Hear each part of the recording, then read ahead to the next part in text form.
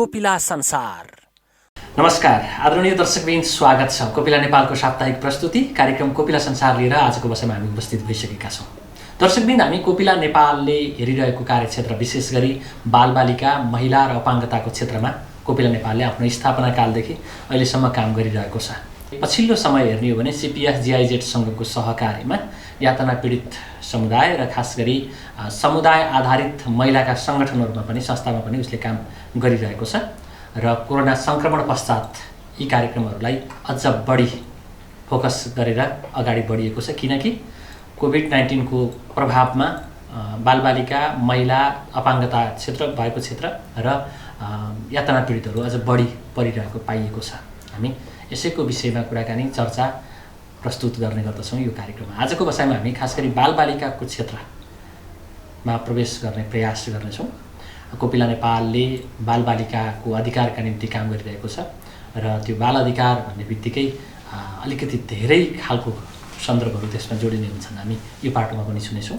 साथसाथै हामी कोपिला नेपालले एउटा तालिम सञ्चालन गरेको छ र त्यो तालिममा सिकेको सिप बालबालिकाहरूले कसरी प्रस्तुत गर्दैछन् भन्ने सन्दर्भको एउटा नाटकीय प्रस्तुति पनि हामी राख्नेछौँ र कोपिला नेपालले विभिन्न क्षेत्रका व्यक्तिहरूसँग कोभिड-19 को प्रभाव व्यवस्थापनमा कस्तो परिरहेको छ भन्ने सन्दर्भमा एउटा अन्तर्क्रिया कार्यक्रम गरेको छ। त्यो अन्तर्क्रियाको कार्यक्रममा पनि हामी समावेश गर्ने प्रयास गर्नेछौँ। कार्यक्रमको प्रारम्भ गरौँ। कोपिला नेपालका संस्थापक अध्यक्ष तीर्थबहादुर थापासँग बालबालिकाको क्षेत्रमा कोपिला नेपालले कसरी काम गरिरहेको छ, उनीहरूको अवस्था कस्तो छ भन्ने सन्दर्भमा गरिएको कुराकानी। कोपिला संसार। स्वागत छ। धन्यवाद हजुर। अब कोपिला नेपालको एउटा महत्त्वपूर्ण काम मध्येको अथवा चाहिँ सहकार्यको पाटो गरिरहेको बालबालिकाको क्षेत्र हजुर, महिला त्यसै गरी अपाङ्गताको क्षेत्रमा काम गरिरहेको छ। कोभिड-19 को सन्दर्भ पनि छ। मैले बाल अधिकारको सन्दर्भलाई सुरुवाती उठाउन खोजेँ। अधिकारका दृष्टिकोणले बालबालिका कति अधिकार सम्पन्न छन् अथवा उनीहरूको वृत्ति विकासदेखि लिएर सबै कुराहरू यो सर्फेसमा सुरुवातबाट सुरु गरौँ। बाल अधिकारको क्षेत्रमा भन्नुपर्दाखेरि कोपिला नेपालले 2003 देखि बालबालिकाको क्षेत्रमा काम गर्न सुरु गर्यो र त्यसलाई निरन्तरता दिँदै आएको छ। सुरुमा हामीले बालबालिकाको अधिकारको बारेमा नेपाल सरकारले गरेका हस्ताक्षर, राज्यले दिनुपर्ने त्योसँग सम्बन्धित रहेर राज्यले दिनुपर्ने बालबालिकालाई दिनुपर्ने अधिकारका कुराहरू, अनि उनीहरूले बाबुआमासँग पाउनुपर्ने अधिकारका कुराहरू, त्यसपछि सरकारी तथा गैर सरकारी संस्थाहरूले बालबालिकाको क्षेत्रमा गर्नुपर्ने आफ्नो भूमिकाको बारेमा त्यो चाहे अभिभावक होस्, चाहे शिक्षक होस्, चाहे समुदायका अन्य मान्छे हुन् र सँगै बालबालिकालाई पनि अधिकारको बारेमा सचेत गराउने कामहरू गर्दै आएका छौँ। त्यो चाहिँ प्रत्येक गीतबाट होस् अथवा नाटकबाट होस् अथवा खेलको माध्यमबाट होस्, यो चाहिँ हामीले गर्दै आएको कार्यक्रम हो र निरन्तर गर्दै होइन कि बाल अधिकारसँग जोडिएका विषयहरू, उनीहरूका अभिभावक होइन, उनीहरूको स्ट्याटसका कुराहरूदेखि लिएर बालबालिकालाई अधिकार सम्पन्न बनाउनका लागि अभिभावकलाई हामीले केही गरिदिएर हुन्छ भने गर्दैनसम्मका कामहरू यहाँले गर्नुभएको छ। त्यो चाहिँ राज्यको हामीले के त्यो बाल अधिकारको बारेमा वकालत गर्ने कामहरू। हजुर। जस्तै राज्यको दायित्व के, स्कुल गयो भने स्कुलमा शिक्षकहरूको दायित्व के हुन्छ, अनि घरमा रहँदाखेरि घरमा चाहिँ परिवारको दायित्व के हुन्छ र समुदायमा हिँड्दा घुम्दा बस्दा समुदायले कस्तो किसिमको उनीहरूको अधिकारको बारेमा सचेत हुनु जरुरी छ, बालबालिकालाई कुन कुन कुराको चाहिँ अधिकार दिन जरुरी छ भनेर हामीले त्यो बारेमा एडभोकेसी गर्ने, सचेत गराउने र नाटक अथवा गीत अथवा तालिमको माध्यमबाट सचेत गराउने र वकालत गर्ने कामहरू गरिरहेछौँ। सरस्वती हेऱ्यो भने सडकमा हिँड्ने, सडक बालबालिकादेखि लिएर उच्च घराना भनौँ न सुविधा सम्पन्न अभिभावक पाएका बालबालिकाहरूसम्मका अधिकारका कुराहरू हुन्छन् नै। उनीहरूका केटागोराइज रूपमा हेऱ्यो भने अलग अलग समस्याहरू हुन सक्छन्। कसैलाई खाना लगाउनकै समस्या हुनसक्छ है, कसैलाई खाने लगाउने त सबै भयो, तर उसको अरू खेलडुल हिँडडुल गर्ने कुराहरू हुन सक्छन्। कसरी काम गर्ने? अब अहिलेसम्म राज्यले जति पनि सन्धि सम्झौतामा सही गरेको छ र अघि तपाईँले भने जस्तै सम्पन्न र के भन्छ अरे अलि तल्लो लेभलका बालबालिका अथवा 2 छाक खान नपाउने अवस्था पनि छ। त्यसको लागि चाहिँ अझ भनौँ न घरबारविहीन भएका बालबालिका हामीसँग छन्। हाम्रो सम्पर्कमा नि अहिले छन्। ती चाहिँ हामीले विभिन्न सङ्घ संस्था अथवा सरकारलाई गुहारेर यिनीहरूको अधिकार, अब जन्मसिद्ध अधिकार के हो त, स्वास्थ्यको, शिक्षाको, होइन, त्यो चाहिँ सबभन्दा पहिला त ऊ चाहिँ बाँच्न नै पाउनु पर्यो। बाँच्नको लागि उसलाई चाहिँ कुन क्षेत्रले के गरिदिनु पर्ने हो त्यो चाहिँ हामीले कुरा गर्छौँ। कुरा मात्रै होइन कि हामी त्यो चाहिँ त्यसका लागि राज्यले, यदि राज्यलाई हाम्रो तर्फबाट गर्न पनि सहयोग छ भने त्यो पनि हामीले गर्छौँ। त्यहाँ कहाँनिर ग्याप छ बालबालिकाको अधिकारको लागि, राज्यले अथवा उसको बाबुआमाले कहाँनिर उनीहरूको अधिकार परिपूर्तिका लागि कहाँनिर ग्याप रहेको छ त्यो ग्यापलाई फुलफिल गरिदिने काम पनि हामी वकालत मात्र गर्दैन, त्यो ग्याप फुलफिल गर्ने क्रममा हामी त्यहाँ पनि जोडिन्छौँ। र यो बच्चाको अधिकारको बारेमा संयुक्त राष्ट्रसङ्घ र नेपाल सरकारले गरेका हस्ताक्षरहरू र उनीहरूले दिनुपर्ने अधिकारको बारेमा ग्याप भएको ठाउँमा त्यो ग्यापलाई कसरी पूर्ण सकिन्छ, त्यो फुलफिल गर्न सकिन्छ भनेर हामी कोपिला नेपाल मात्रै होइन कि राज्यका प्रत्येक अङ्गलाई हामीले जगाउने कामहरू अनि अरू सरकारी तथा गैर सरकारी संस्थाहरूसँग सहयोग लिने कामहरू त्यो गरेर उनीहरूलाई कसरी बढीभन्दा बढी अधिकार दिएर उनीहरूलाई एउटा सक्षम र असल नागरिक बनाउने भन्ने कुरामा हामी जोड दिइरहेछौँ। खास गरी गण्डकी प्रदेशको मनाङ र मुस्ताङ बाहेकका जिल्लाहरूमा यहाँहरूले सेवा प्रवाह गर्नुभएको छ, जोडिनु भएको छ, होइन? कस्ता खालका बालबालिकाहरूलाई कोपिला नेपालले सहयोग गर्नुहुरहेछ भन्ने जिज्ञासा हामीलाई हेरिरहनुभएका दर्शकलाई हुनसक्छ। अनि त्यसपछि प्राप्त उपलब्धिहरू कस्ता छन् त नि भन्ने हुनसक्छ। अहिले हामीले कस्ता खालका बच्चाहरूलाई हेरिरहेछौँ भन्दाखेरि हामीसँग एकल महिला, अनि आर्थिक रूपमा विपन्न महिला, त्यसपछि द्वन्द्व, यो नेपालमा 10 वर्षको द्वन्द्व भयो, त्यो द्वन्द्वमा परेर अङ्गभङ्ग भएका, परिवार गुमाएका तिनका बच्चा, अनि मनोसामाजिक स्वास्थ्य समस्या भएका बच्चा। अब यो गण्डकी प्रदेशका 9 जिल्लामा काम गरिराख्दाखेरि र सबै ठाउँलाई त हामीले कभर गर्न सकेका छैनौँ। 9 जिल्लाका सम्पूर्ण गाउँपालिका वडा त्यो छैन, तर पनि जति ठाउँमा हामीले समेट्न खोजिरहेका छौँ कि अघि मैले भने जस्तै परिवारभित्र पर्ने बच्चाहरू जुन हाम्रो लक्षित वर्ग हो, त्यो लक्षित वर्गका बच्चाहरूलाई हामी शिक्षाको लागि हाम्रो तर्फबाट हाम्रो संस्थाको क्षमता के छ, त्यसले के गर्न सक्छ, हामीसँग के सिप छ, त्यो चाहिँ हामीहरूले उहाँहरूलाई चाहिँ त्यो हाम्रो सिपदेखि लिएर हाम्रो क्षमता अनुसारको शैक्षिकमा, शिक्षामा सहयोग गर्ने हो कि स्वास्थ्यमा सहयोग गर्ने हो कि उनीहरूको आवश्यकता के छ, अनि उनीहरूको बाबुआमालाई अझ बाबुआमालाई सक्षम बनाउनुपर्छ भन्छु कि मैले। जहाँ चाहिँ स्किल डेभलपमेन्टको कुराहरू छ, उनीहरूको आफ्नो सिपले, उनीहरूसँग आफ्नै सिप के छ र त्यो लोकालिटीमा, त्यो स्थानीय स्तरमा के चाहिँ महत्त्वपूर्ण राम्रो उत्पादन हुन्छ, उनीहरूलाई त्यो भइरहेको सिपलाई अझ परिष्कृत गरिदिने काम र उनीहरूले आफै उत्पादन गरेर आफै खान सकुन् र आफ्नो बच्चालाई आफैले हेर्न सकुन् भनेर हामीले त्यस्तो खालको कार्यक्रमहरू ल्याएर आएका छौँ। र बच्चाहरूलाई उनीहरू हामीले सधैँ सहयोग गर्न सक्दैनौँ, त्यो भएको हुनाले उसको बाबुआमालाई सिप दिन सकियो, उसको बाबुआमालाई आर्थिक रूपमा सम्पन्न गराउन सकियो भने चाहिँ उसले चाहिँ सधैँभरि हेर्न सक्छ। त्यो चाहिँ त्यो मान्यता अनुरूप हामीले आर्जनमा सहयोग गर्ने, सिप विकासमा सहयोग गर्ने, बच्चालाई पनि उसको अधिकार र असल नागरिक बन्नलाई के कुराहरू आवश्यक पर्छ भनेर हामीले चाहिँ त्यही किसिमको सहयोग चाहिँ गरिरहेको। कोभिड-19 अगाडि यहाँले जोड्न खोज्दै हुनुहुन्थ्यो।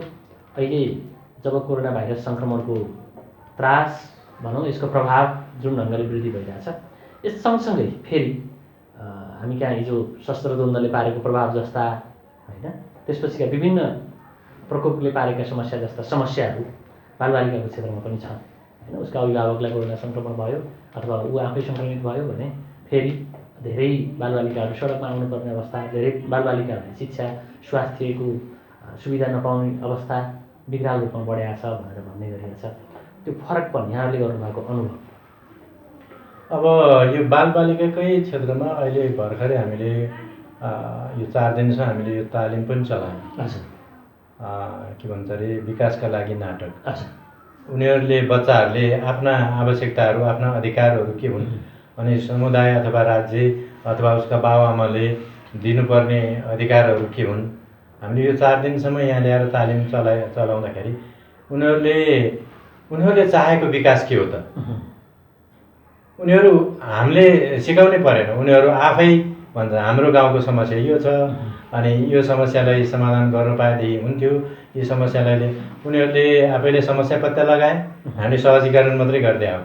अनि समस्या पत्ता लगाएपछि त्यसलाई कथा बनाए, त्यसलाई गीत बनाए, त्यसलाई के भन्छ अरे नाटक बनाएर प्रस्तुत गरे। यो चाहिँ के हो भन्दाखेरि अहिले भर्खरै हेऱ्यो भने कोरोना कहरले कति अप्ठ्यारो पार्यो उनीहरूलाई। के अप्ठ्यारो पर्यो, उनीहरू सजिलोसँग स्कुल जान पाएनन्, आफ्नो बालापनको भोग गर्न पाएनन्, साथीभाइसँग रमाउन पाएनन्। एउटै कोठाभित्र रुमलिएर बस्नुपर्ने स्थिति, त्यहीँ पढ्ने, त्यहीँ खाने, त्यहीँ सुत्ने भयो। अब त्यो चाहिँ के भयो भन्दाखेरि त्यसलाई कसरी जित्ने भनेर यो तालिमका दौरानमा उनीहरूको त्यो चाहिँ क्रिएटिभिटी देख्दाखेरि अब यो चाहिँ त हामी अलि प्रौढ मान्छेले पनि नजानेका रहेछौँ कि उनीहरूको नबुझेका रहेछौँ कि उनीहरूको ठाउँबाट हेर्दाखेरि उनीहरूले बोलेका कुराहरू, भनेका कुराहरू गर्दाखेरि अब त्यो चाहिँ एकदमै मन छुने खालका छन्। त्यो अवस्थाले गर्दाखेरि यो अप्ठ्यारो त पक्कै पनि परेको छ। उनीहरूले उनीहरूकै कथाबाट नि भनेका छन्, गीतबाट नि भनेका छन्। अब त्यो हेऱ्यो भने हामीले धेरै गर्न बाँकी छ जस्तो मलाई लाग्छ। यहाँलाई महत्त्वपूर्ण समय संवाद जानकारीको लागि धन्यवाद छ गोविन्द सर।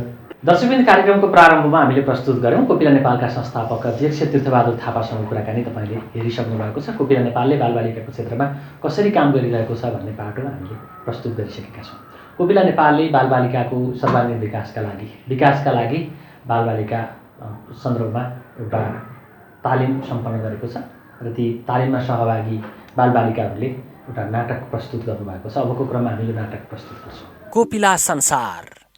टिभी हेरी सबैले देख्नु छ कोरोना, सबैलाई बस्नु छ, परेस नखाऊ कोरोना बढेछ, सबैजना सचेत बन्नु छ।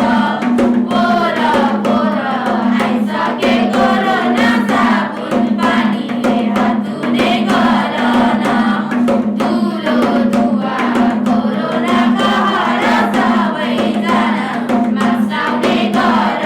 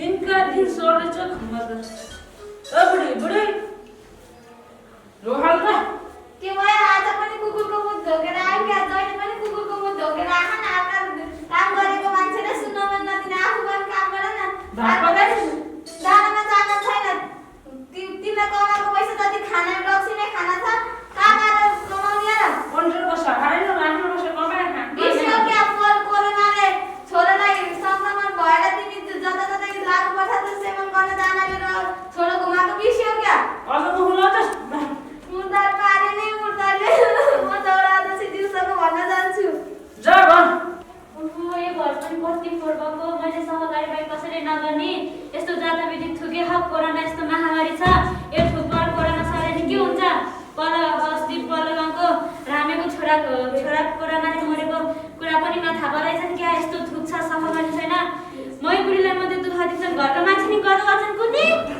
हेलो यो नानी किन एक्लै घर पठाइराख नमस्कार मुखिया सर नमस्कार नमस्कार आउनु न बस्नु आउनु ए ल ठिकै छ अनि कति काम आउनु भयो पनि आज हेर नानी म बुढो मान्छे घरमा छोरो मात्रै छ घरका सारा काम भनेको मैले मात्रै गर्नुपर्छ अब म बुढो मान्छेले कति दिन गर्न सक्नु र अब सम्पत्ति पनि अब समय मान्छे नभएर घरमा कत्र छ अब हजुरले मेरो सम्पत्ति रोजदिनी र मलाई सुखसँग सेवा प्रदान गर्ने एउटा बुहारी नानीको दिन पर्यो नानी हुन्छ मुखिया सर म गाउँमा जान्छु असल केटी कतै छन् कि हेर्छु हजुर। अनि हजुरलाई खबर गर्छु है त ए ल राम्रो खोज्नु होला नि फेरि ल हुन्छ मुखिया सर हुन्छ गरिबै भयो नि ठिक छ अहिले चाहिँ नलाग्छ म हतारमा छु ल नमस्कार ल हुन्छ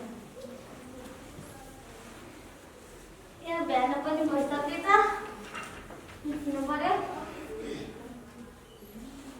छोरी ए छोरी हजुर आमा उठ त उठिसके आमा तिमी घाँस काट्न जाऊ बाउलाई उठाउँछु म बाउलाई खाना पकाएर म बारीमा सागमुला लाउनु पर्यो हिउँदो आइसके ए बुढा उठ त आधा रात रस खाना आउँछ मुसिर बाँच्ने 8 बज्दा सुतेर हुन्छ क्या हो बारीमा मुला लाउनु पर्यो तिमी भात पकाऊ म चाहिँ बारीमा मुला लाउन जान्छु नि फेरि गाउँतिर डुल्न जाने हैन नि फेरि ल म गएँ बारीमा मुला लाउने हामी आउँदाखेरि खाना पकाएर राख फेरि नत्र हामी म छोरी र म मलाई फेरि तिमीले लहर दिन्न घरबाट लक्ष्मी जानु चाहिँ नानी नका दैले कस सुन्छ बुढी र छोरीको यहाँ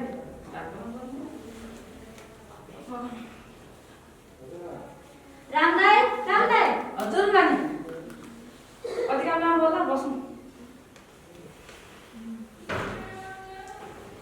मैले त गाउँमा त हजुरको छोरी एकदमै लगनशील छ काम पनि गर्छ अनि घरमा पनि सबैले हेरचाह गरेछ भने सुनेथे त्यही भएर हजुरको छोरीको मैले त हात माग्न आएको मुखियाको छोरासँग केटो कस्तो असल छ कि केटाको त तपाईँले त चिन्तै मान्नु पर्दैन नि हेर्नु यस्तो जहाँ सम्पत्ति अलि त कति छ दिनमा सिल घुमेर रातिमा स्याल नाचेर पनि भ्याउँदैन त्यस्तो सम्पत्ति छ केटाको बानी बेहोर पनि एकदमै राम्रो छ लागु पर्दा छ केही गर्दैन केही खाँदैन अनि मुखिया साहबले के भन्नुभयो भन्दाखेरि गरिबी भए पनि हुन्छ नपढेको नि हुन्छ तर सम्पत्ति धान्ने र घर धान्ने गरेन खानको केटी भए पुग्छ भन्नुभयो अनि त्यही भएर म त हजुरलाई सम्झेर हजुरको दाइरासम्म आएको नि नपढेको केही नगर्ने हेला त गर्दैन नहोला नि त्यो त सबै मेरो जिम्मेवारीमा छोडिदिनु हजुरलाई त्यस्तो केही हुँदैन हजुरको छोरीलाई यहाँ पनि छोरी दुःख पाइछ उहाँ सुख छ मलाई त बिहे आउनु पर्ने गर्नु ए अब हजुरको परिवारमा सल्लाह गर्नु अनि भोलि मलाई फोन गर्नु है त ल अहिले म धेरै काम छ म अहिले लाग्छु घरबाट सल्लाह गरेर भोलि अब तिमीलाई फोन गर्छु ल हुन्छ म लाग्छु है मङ्सिरमा छ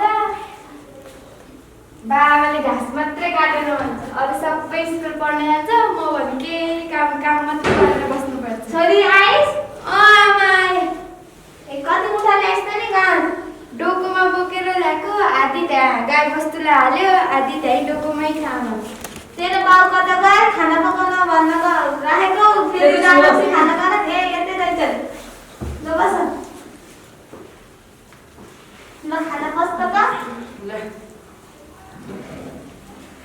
मिठो नभए नि मिठो भएछ नि खाऊ हो ल एउटा सानो सल्लाह पनि थियो के सल्लाह थियो कुन्नी पल्लो गाउँको लबिन बहिनी बिहान छोरी हातमा आएको थियो नि ए कहाँको केटासँग रहेछ अरे र पल्लो अरे मुखियाको छोरा रे पढे लेखेको नभए हुन्छ अरे फेरि पछि पढे लेखेको नभएर हेप्छन् कि त्यस्तो केही चिन्ता नलिनु भने यहाँ दिने होला नि अब छोरीको विचार के छ त नि हामी बढाउनु पर्ने छोरी मान्न पर्यो छोरी तिम्रो के छ त नि विचार खै अब मैले के भन्ने हजुरहरूले रजिसी राम्रै होला नि आमा छोरी मन्जुर छ जस्तो छ हुँदैन त लाउने आमालाई हेलो हजुर लोन पनि हो हजुर हो म घरबाट सल्लाह भयो हजुर अब तिमी भोलि बिहानै केटापाटीलाई हेर्न ल्याउनुहोस् ए ल ल हुन्छ हेलो मुखिया दि हजुर हजुर कता हुनुहुन्छ ए म यतै घरतिर ए मैले हजुरले भन्नुभएको थियो बढी खोजी हानेर हजुर मैले रामेको घर गएर भनेको थिएँ हजुर हजुर उहाँहरूले छोरालाई र हजुर र म भोलि केटी हेर्न आएर बोलाउनु भएको ए ल त हामी भोलि बिहानतिर निस्किनु नि त अनि हामी बाटोमा भेट्ने है ए ल ल हुन्छ ल हुन्छ अहिले राख्नु ए हुन्छ ल ल घरमा कोही हुन्छ कि नाइ छन् नानीहरू ए एउटा सुठी गाउँमा बस्नुहोस् कति कामले पाउनु आज हाम्रो दुखीको घर मैले त गाउँभरि हल्ला सुनेकी थिएँ तपाईँको छोरीको विवाह हुन लागेको कुरो साँचो हो त ए गजबको कुरा सुन्नुभएको छ नि तपाईँको छोरी कति वर्ष भएर 12 वर्ष पुगिसक्यो नि 12 वर्ष त बाल विवाह हो बाल विवाह भनेको 20 वर्षभन्दा कम उमेरको बालबालिकाको बिहेलाई बाल विवाह भनिन्छ बाल विवाह गर्दा धेरै समस्या उत्पन्न हुन सक्छ र शारीरिक रूपमा के भन्छ अपाङ्गता हुन्छ अनि सानै उमेरमा विवाह गर्यो भने गर्भवती भयो भने पाठ्यक्रम बिग्रिन सहन्छ र शिक्षाबाट नि वञ्चित हुन्छ नि हामीले 10 वर्ष बिहे र 11 वर्ष छोरी पार त्यत्रो बेला छोरीको बिहा गर्ने बेला भयो अहिले के जाने त बाल बिहा र खाल बिहा हुन्छ अब हजुरको छोरी बल्ल 12 वर्ष छ अब यदि बिहा गर्नु मन छ भने अब 20 वर्ष पारी गरेपछि मात्र बिहा गर्नु होला अब यसले बाल विवाह गर्यो भनेपछि फेरि कानुनको नियमहरू नि छ जस्तै अब अहिले 2077 अनुसार के अरे 1000देखि 10,000सम्म जरिवाना र 6 महिनादेखि 3 वर्षसम्म जेल कैद हुन सक्छ त्यस्ता अब हाम्रो सम्धि कति पावर छ त्यस्तो अब 10,000 त एकैचोटि तिर्दिन्छन् अब अहिले बाल विवाह गर्यो भने हजुरको छोरीको शारीरिक अवस्थाहरू कमजोर हुन सक्छ अब हामी त अब यदि के अरे पढे लेखेको भएर अब सम्झाउन मात्रै आएको हो अब यदि राम्रो होस् भनेर ल त नि आउँदै गर्नु है हेलो हजुर कता हुनुहुन्छ तपाईँ यता हामी हिँड्दैछौँ ए यो त चौधरी यतापट्टि आउनु म यतापट्टि छु ए ल ल हामी चाहिँ हेर्दै ए नमस्कार बस्नु हजुर पानी लिएर आऊ त 3 गिलास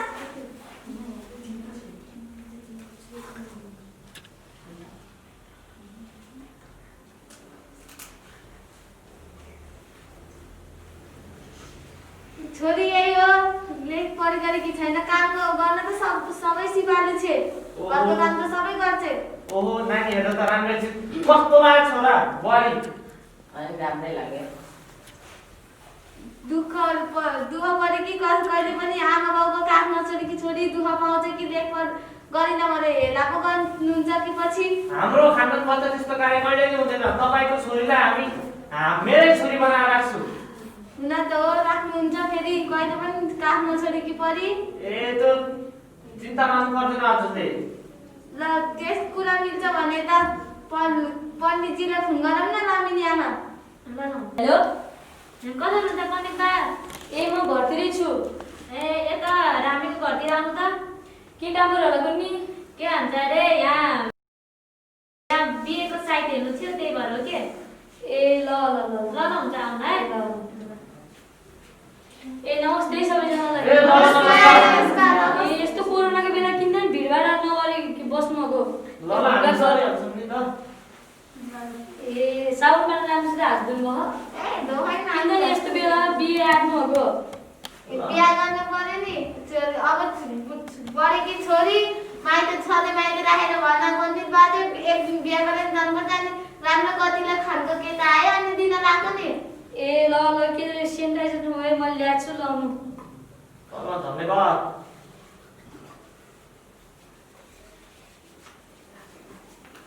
मेरो छोराको लागि एउटा शुभ साइड निकाल्नु पर्यो यही मुसीमा विवाह ए ल ल भइहाल्छ नि 1 2 3 4 गते एकदम राम्रो छ बाबु 4 गते कति बजे होला 4 गते भन्नु है 11 बजेर 10 मिनेटमा एकदमै राम्रो छ, उत्तम साइज छ। हेर्नुस् मुखियाबा हामी त गरिब परे जन्ती सन्ती नलिएर आउनु होला, ल्याए पनि 2-3 टा ल्याउनु होला, हामी त भोज बजाइ दिन सक्दैन, मन्दिरमा बिहा गरिदिने हो के रे। ल तपाईँ चिन्ता मान्नुहुन्न, हामी 2-4 जना छोरो लिएर आउँछौँ मन्दिरमा। यदि भोजै खुवाउनु परेछ भने म मेरो गाउँको मान्छेलाई मेरै घरमा बोलाएर खुवाउँछु, तपाईँ चिन्ता नमान्नुहोस्। अहिले चाहिँ हामी लाग्छौँ। ल बिहेको दिन पनि यो सौले रहनु ए ल अहिले चाहिँ हामी हतारमै लाग्छौँ। ल हुन्छ है। नमस्कार। नमस्ते। सन्चै हुनुहुन्छ? सन्चै छु। तपाईँ सन्चै हुनुहुन्छ? म सन्चै छु। के भयो र त्यो रामदाईको छोरीको बिहा हुन्छ भनेको थियो, तपाईँले केही कुरा थाहा पाउनु भयो त? खै मैले त अहिलेसम्म केही खबर सुनेको छैन, अब सुन्यो भने भन्नु पनि। ए ल मलाई हस्। छोरीको बिहा दिन पण्डित बाजे नै आएछ, आउनु भएन, जग्गा नि ठिकठाक गरेर। ए नमस्ते सबैजना। नमस्कार। नमस्कार। एकैटा पछि काम भएन? अब आउँदै हुन्छ लाग्ने सडकमा हुन ठिक हो। अब ए ल होस्।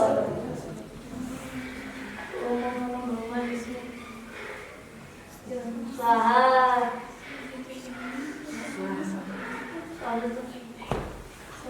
स्वाहा।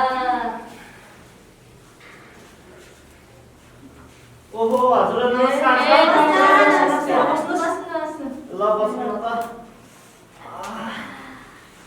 ल पण्डित बाजे विवाह प्रक्रिया सुरु गरौँ न त। ओम भगवान विष्णु मङ्गल मङ्गल स्वाहा। अब बेहुलालाई टिका लगाइदिनु पर्यो र अब बेहुलाले बेहुलाई र बेहुलीले बेहुलालाई माला लाउनु पर्यो। खबरदार यो बिहा हुन सक्दैन। अब के भन्नुहुन्छ?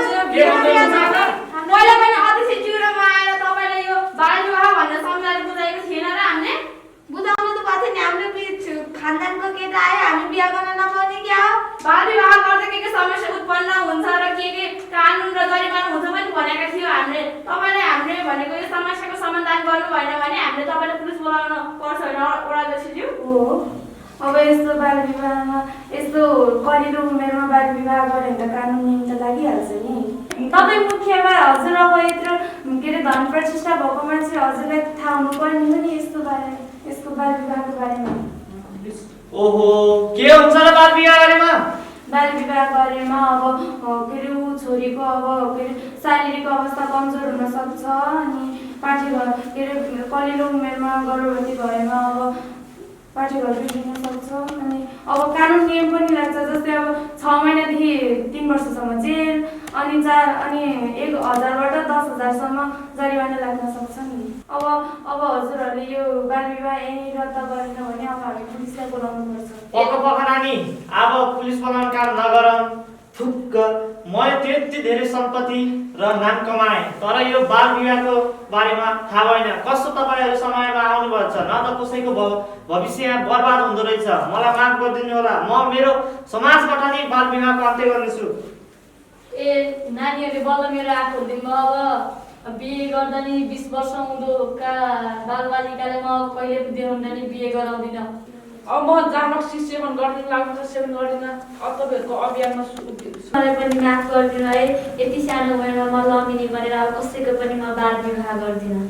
अनि अब रामदाई तपाईँ अब भएको एउटा छोरीले अब पढाइतर्फ लैजानुहोस्। अब हजुरहरूले सबैले बुझ्नुभयो क्या अरे। अब हजुरले पनि अब छोरीलाई पढाउनुहोस्। अब यति सानै उमेरमा पढाइ केही बिग्रेको नि छैन। अब अहिले पढाउँदा बरु म गाउँपालिकामा समाधान गर्छु। अब यस्तो कोरोनाको महामारीमा अब के अरे दूरी प्रयोग गर्ने, मास्कहरू लगाउने, सेनिटाइजर प्रयोग नगरेमा अब 20 सेकेन्डसम्म साबुन पानीले मिची हात धुने गर्नुहोस्, स्वास्थ्य रहनुहोस्। अनि अब यदि हजुरहरू पनि अब हामीले त्यो बाल विवाह लागू पदार्थ अनि कोभिड-19 रोक्ने अभियानमा सबैले साथ दिनुहुन्छ त?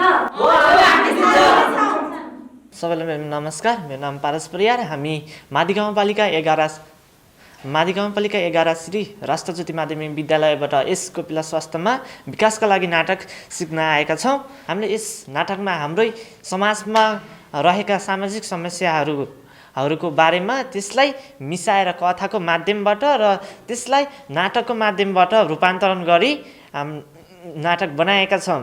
हामीले यस तालिममा आएर हामीले विभिन्न कुरा प्राप्त गरेका छौँ, जसमध्ये समाजमा रहेको समस्याहरू र तिनीहरूले के कस्ता प्रभावहरू पार्छन् समाज विकासका लागि, त्यो पनि हामीले प्राप्त गरेका छौँ। सबैलाई नमस्कार, मेरो नाम निकिता गुरुङ।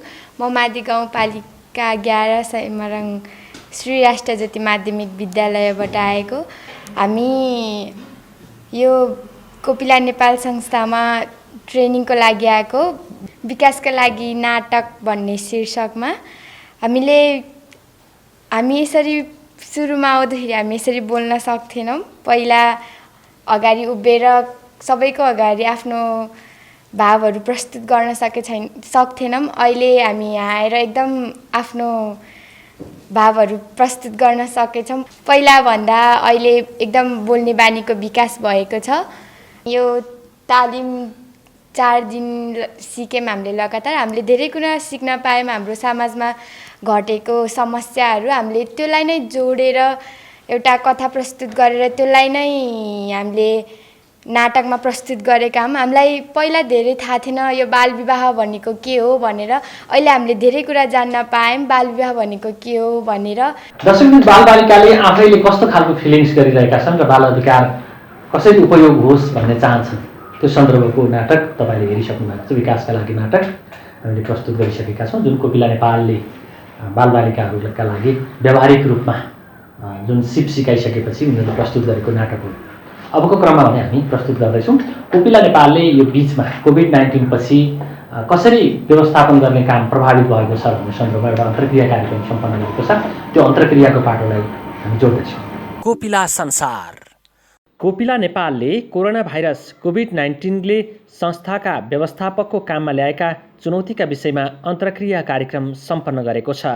अन्तर्क्रियामा सहभागीहरूले कोरोना भाइरस सङ्क्रमणबाट जोगिँदै काम गर्दाका अनुभव बताएका थिए। मानवाधिकार आयोग पोखराका प्रमुख नितु गर्तौलाले कोरोना सङ्क्रमणको समयमा महिला हिंसाका पीडितले न्याय पाउन सहज नभएको बताइन्। इन्सेक पोखराका संयोजक शिव खकुरेलले पाइला पाइलामा सचेत बन्दै काम गर्नु परेको र धेरै काम प्रभावित भएको जानकारी दिए। कार्यक्रममा आमा मिलन केन्द्रका अध्यक्ष इन्दिरा पौडेल, गैर सरकारी संस्था महासङ्घ काशीका सचिव डाक्टर बुद्धि थापा, पोखरा स्वास्थ्य विज्ञान प्रतिष्ठान पश्चिमाञ्चल क्षेत्रीय अस्पतालका नर्सिङ अधिकृत कविता पौडेल, महिला मानवाधिकार रक्षक सञ्जालका तारामाया थापा लगायतले समस्याको बारेमा बोल्नु भएको थियो। हाम्रो कोभिडको कारणले हुन नसकेका प्रोग्राममा त खासै त्यस्तो अब हाम्रो भनौँ न एउटा गभर्मेन्टकै बजेट भएर त्यस्तो भनौँ न गर्न सकिएन कोभिडको कारणले भनेर त्यति ठुलो आफ्नो कार्यक्षमता अथवा आफ्नो कार्यदक्षतामा त त्यति धेरै प्रश्न नउठ्ला होइन। तर त्यो भित्रको म्यानेजमेन्ट गर्ने, सबै स्टाफको सुरक्षा गर्ने, सबैलाई मिलाउने भन्ने कुरा चाहिँ त्यो केन्द्रदेखि नै आउनुपर्ने रहेछ के।